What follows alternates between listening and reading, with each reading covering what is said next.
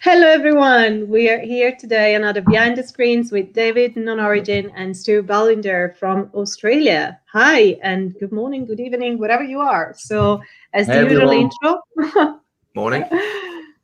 We'll pass it on to David, who's going to tell us all about KnownOrigin and the great work the team does. So, David, stage is yours. Hello, everyone. My name's David Moore. I'm one of the co-founders of KnownOrigin. We are a digital arts platform that focuses on allowing creative professionals to showcase and sell their work as NFTs. Today, we are doing a live stream with Stu Ballinger. I've followed Stu from about 2015 when I saw him posting incredible works on Behance. And so we reached out to Stu back in 2020 and we invited him to come and join KnownOrigin, and we tried to kind of help him understand what NFTs were and what digital art is in this new world. And it's been an absolute pleasure watching Stu absolutely capture the imagination of the collectors and to see his progression in the space. It's been immense. So I'm going to pass back over to Serena to get on with the behind the screens. And if you have any questions, please tweet us at KnownOrigin_.io or drop a question in the comments. And me and Serena will try and get those over to Stu. Looking forward to seeing your kit, Stu. Looking forward to seeing the studio. And I'll let you guys crack on and have fun. Have a good night. And I'll speak to you soon, man. Thank you so much, David. We'll see you soon. Thanks, David. So here we are, behind the screen with Stu. So good morning. How are you? Morning. I'm really good. Nice to meet you. Good. And it's nice to meet you too. So I got to know your work recently because we featured you in the Digital Trends recently. And I think that was the very first episode we did. So yeah, your work really... Yes, was really impressive, and I got really taken by the shapes and colors that you use in your creation. So I want to know more about how you make those digital and beautiful artworks. So can you tell me a little bit of your background and also where do you take the inspirations from for your art? Yeah, so my background, so I was a graphic design student in 2014, and I went to university for it. Most of it isn't really what I work on now. I sort of developed my own style since then, but I did have a bit of a formal background in it. Pretty much when it comes to my artwork, I just sort of, I'm inspired by pretty much what I see. Like I really like just putting together mood boards and looking around and seeing what other people are doing and just usually putting my own spin on styles that I like. And that's sort of how I've always figured out what I wanted to do. And most of my work is pretty much a spin on, that sort of early 2000s sort of digital abstract style that you used to see around DeviantArt and stuff like that. So that's probably what's influenced me the most. I really like putting my own twist on that sort of old style. And then, I really just like paying attention to what my friends are doing and music pretty much. Wonderful, thank you. And I know we recently were talking to David before coming onto this live, and you were saying that you recently upgraded your working station, your artist desk. Yep. And I just want to tell this quick story that David was sharing with me, that through your success on KnownOrigin as an artist, you've been able to also make those upgrades. So I just wanted to share that and also to encourage others as well to see these as a story that could really help you making that change in life. How did that go for you? So I was working. I just had a sort of labouring job, working in a timber yard, and I got into crypto art in October because David invited me to KnownOrigin, and I made a few pretty early sales on that, and then. I don't really know much about crypto, or at least I didn't back then. So for me to sort of, I sort of had to convert it into, actual currency to sort of know that it was a real thing because, I'd never heard of Ethereum before I got into it. And then so I sort of had to do that just to make sure I knew that it was real. And then about the time that the next RTX series cards came out for my computer, I grabbed one of those because I managed to find one in stock, and it sort of opened up a lot of doors for me. So, I wouldn't have been able to do that if I hadn't made those sales. So I'm really thankful for that. And that sort of opened up a lot of doors for me because I can work on bigger projects now and, render more detailed work. So, yeah. And how do you find, I see people here in the comments as well joining and greeting you. And I also want to encourage everybody who has a question to share it during the live, because we're going to be discussing this with Stu live. So take your chance and say your question if you wish. So yes, how have you been finding the relationship you sort of built throughout the past months with the community? I know that on Twitter and Instagram, especially on Twitter, Discord, and all those other social media, people are particularly active and love to engage with artists, So how has that been playing for you? I found it to be pretty welcoming. Everyone's generally really positive. It's just been overall a really good experience. I've made some really good friends. I can see Oniro in the chat. Yep, he was on here recently. He's really, really nice bloke. Just being able to just interact with a lot of artists that I've just always respected, but just never really had an in to start talking to. So, people like, James White, Signal Noise, I've loved his work forever. And now I can just message him and have a chat. And, Gavin Strange, he's another, amazing person that I've looked up to for years. And it's just sort of brought people onto my level a bit, so I can just have a chat with a lot of the people that I've really liked, and it's great. Yeah, absolutely. We had both James and Gavin on this series, and it's been a real pleasure talking to them and having them sharing the work they do. So I personally feel I personally feel so happy to be connecting with everybody and put everyone in contact. So absolutely. And have you had a chance to meet any of your collectors or to chat with them online? Yeah, or to hear what they think about your work. It's always exciting to I've see had what others feel. I've had a few chats with a couple of my bigger collectors, so Cactux and Axel. He's two of my biggest collectors I reckon I've ever had, and they've just have a chat with them occasionally, and they're always just really nice, and they're down to earth, and it's really nice to sort of have a chat with people that sort of resonate with your artwork. I was going to ask you, why do you think people collect your work? How do you feel when a work is sort of like leaving you and entering the space of somebody else? How does that feel? It feels really good because I don't really make my work for anyone else except for myself. So everything that I make is, well, especially since I've gotten into crypto art, because it sort of gives you that freedom. Everything that I make is exactly what I want it to be. And then if someone else resonates with that, then that's really good. And if they don't, then that's also fine. But at the end of the day, I just make it for myself. And I just really just like putting out some nice colors and just seeing what people think. Absolutely. Well, thank you for sharing that. I think it's so wonderful to hear it from an artist's perspective. We have a question for you from Benoit. Would love to know your workflow for your amazing material in Octane. Help me there. Octane. A lot of what you see in my 3D work is actually, none of it's overly complex. A lot of the color in my Octane pieces come from the lighting, and I pretty much recycle a lot of my older work and use them as sky textures to get the color, because it's already work that I've done, that I've color graded, that I'm happy with, and it just sort of lets me have fast access to nice color palettes. Almost everything that I do is a standard Octane metallic, and then that's it. Everything is sky objects.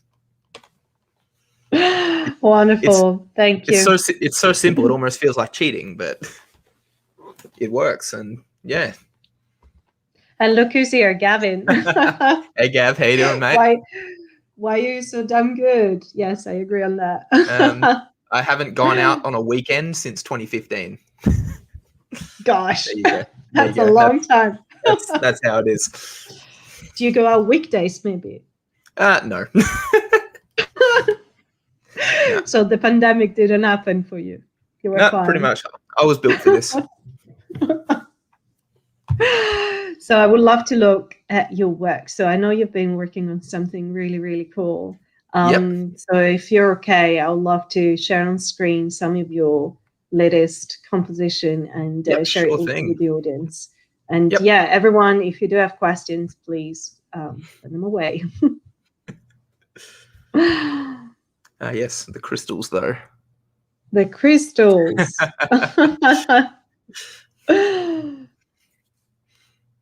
I'll get to those. Yep.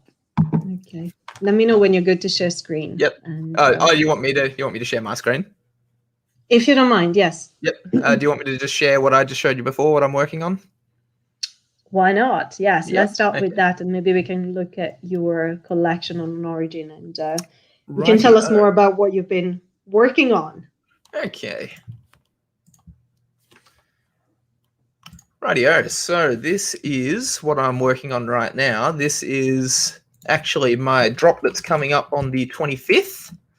Hang on. Which is a very important date for you, isn't it? Which is a very important date. It is, well, it's technically the day before my birthday, but this is going to be my birthday drop, which I'm very excited about. This piece is called Phantom Swarm, which is my sequel to my ongoing Swarm piece, my Swarm series, which have been really well received, which is amazing because this is the classic style that I have always liked making, and I just really like making it because it's pretty much just a freestyle. Like you compose something and then you just make it look as pretty as you possibly can. So yeah, this is a good look at what I've got coming soon. That's beautiful. Like I can get lost in those colors and shapes. Thank you very much. Feels like looking at the sky and dreaming about being on another planet, maybe. Who knows? There's a whole overarching story behind them, so I'll at least save that for the drop. But yeah, so this is what I've been doing. I'm really proud of it. You should be. It's beautiful. Like I love those shades, and feels like you're almost able to like touch it or feel it and be part of it. Feels quite organic in a way. Yeah, I'm very happy with it. Okay, we can do this now.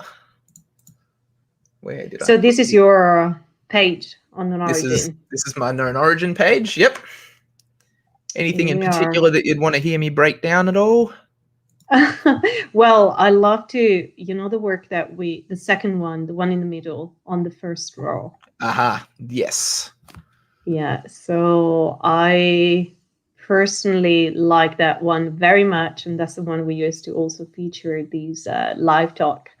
And I want to hear more about this particular piece simply because I love the dynamic of the work. I think there's a really great balance and the colors as well. And this sort of light coming from the background, it's really bringing those strings at the front of the work.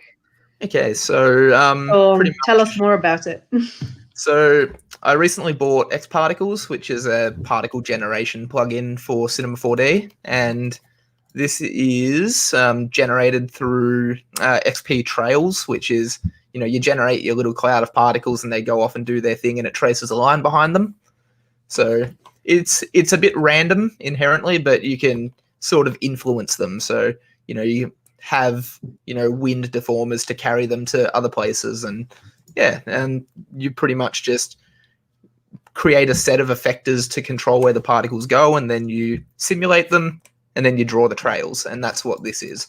So pretty much the lighting setup for this one, it's just a sky object with a metallic texture with just a little diffused sort of glass back from the camera a bit to sort of soften up the background, and that's what makes the smooth gradient in the background.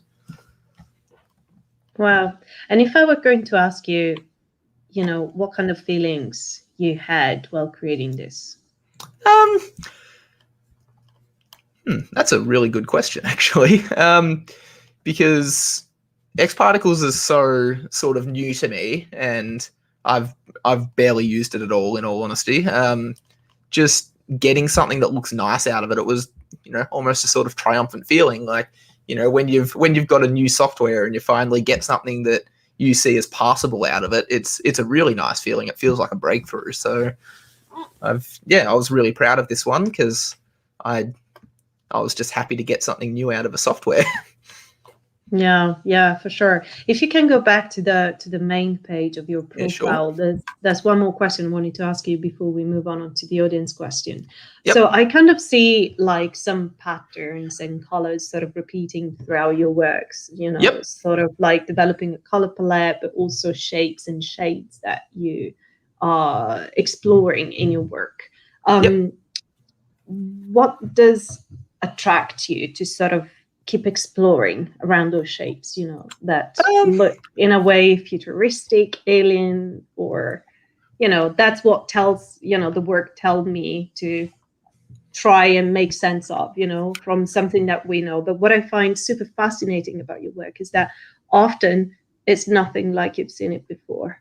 So it's completely like groundbreaking, and you're trying to make sense of what you're looking at, but often you're kind of like not finding anything that can match. And so that's where you sort of, you're left a bit, in the unknown. So what are the threads in your work?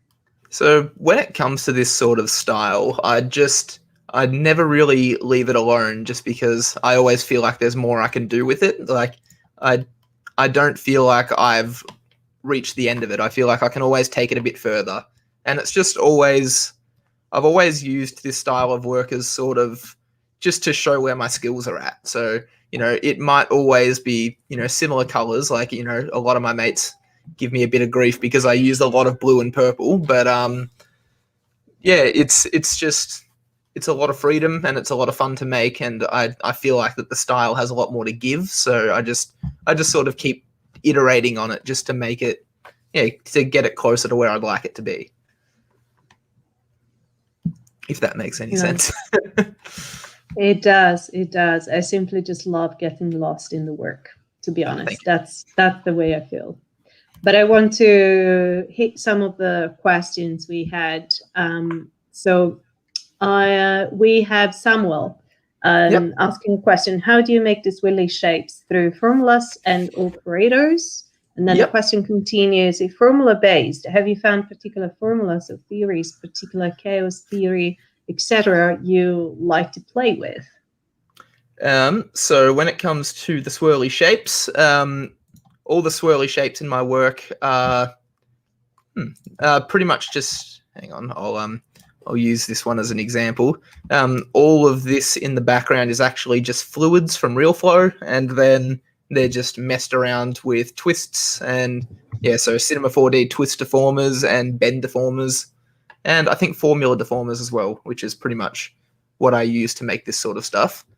So that's the stuff that you should probably focus on if you wanted to get that sort of result. And then if formula based, have you found particular formulas? I'm not that smart. I'm not entirely sure if I follow. Sounds good. There's another question from Oniro. Yep. Anthony. So we'd love to hear the story and how the hell you made Bright Eyes, the one he owns, which he loves it. Okay. Oniro loves Bright Eyes because he owns it. This one. I'm sure he loves all other works, but especially that one. Okay, so this is Bright Eyes. So this is it's just a standard plane in Cinema 4D from a top-down view with a formula on it, which sort of gives it that sort of circular wavy pattern. And then the sort of, I guess you'd call it the veins, because it sort of does look like an eye. That's actually, it's called a flow map from a program called World Machine, which is generally used for generating sort of snow flows on terrain. It's, just, if you see like a snowy mountain generated in 3D, the flow map is what you'd use to show where the snowfall would be and, where flowing water would be and that sort of thing. So, but they're also really, they're really abstract and they look really cool. So when you put them into Octane and use them on things like bump and roughness and all that, you can get some really cool effects. So that's how this one came about. And then the background is actually an older piece of mine. It's actually the dark version of my KnownOrigin Genesis piece called Sentinel, but I just really liked the colors on it, and that's what I used as the sky object. So yeah, it was just sort of iterating on older stuff and just having a bit of a jam. Cool. I'm sure Anthony loved the story. Now, I want to ask you a slightly more personal question, and I would love for you to give us a very quick tour of your working station. So I know it's very early morning. No, that's fine. I'll grab my studio visit. Okay. It's a virtual studio visit. So let's see where Stu gets to work and create those beautiful art. Rightio. So back here, this is my record collection. Well, let me go on to full screen for you. There we go. So there we go. Got my record collection back here. That's the music I listen to while I'm working. That's my turntable there. That's Spyro, because he's a legend. Got my computer over this way. That's some hard drives, and that's a little Zelda sculpture. And then microphone, other monitor, and yeah, coffee. So there we go. That's where I work. Nice. Thank you so much for, having us in your studio, all of us. and what decks do you have? That is a Project Debut Record Master, and the speakers are Audio Engine HD3. There you go. Cool. Did you see Oniro loved it? Glad you like it, Oniro. Well, it's been such a wonderful journey to get to know you and visit your studio, and we cannot wait for your, new drop to go out. Thank you very much. And to celebrate your birthday, from remote. We're all gonna be here with you, so it's a decentralized family. Thank you very much. Also, Samuel, what keyboard switches do you prefer? Gateron Brown. That's what I use. There you go. Cool. So great to be sharing those tips with others. I found it so much better than Googling it. I'm always happy to help you out if anyone needs help. So just tag me in something on Twitter if you want my feedback or if you want to learn something, and I'll do my best to give you a hand. I always try to. Amazing. That's the spirit. Thank you so much. So before we go, can you please remind us when the drop is going to be? Because we're gonna, keep an eye out for that. So that one's going to go live on the 25th of March. I'm actually not entirely sure of the time zone, but once I know exactly when it will be, I'll post it on my Twitter. So yeah. Yes, and keep an eye on Stu's page so you can see it in the text scrolling here at the bottom of the screen. And we will certainly keep you up to date with all the news about Stu and his work on our social media as well. So Stu, it's been a pleasure to have you on Behind the Screens, and we look forward to welcome all of you again in a couple of weeks' time. But thank you for being with us. Thank you very much. It was really nice to meet you. Thank you, everybody. See you again soon. See you later.